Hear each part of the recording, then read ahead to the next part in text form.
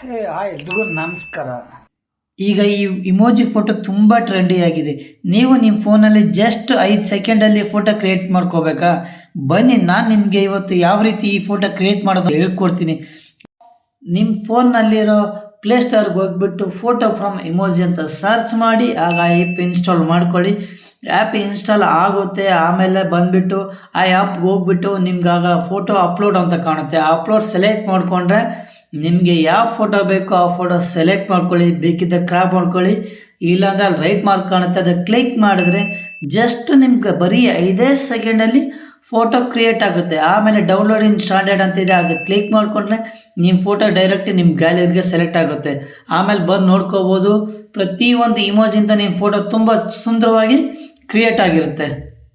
ಇದೇ ಥರ ವಿಡಿಯೋ ಬೇಕಾಗಿದೆ ನನ್ನ ಅಕೌಂಟ್ ಫಾಲೋ ಮಾಡಿ. Thank you.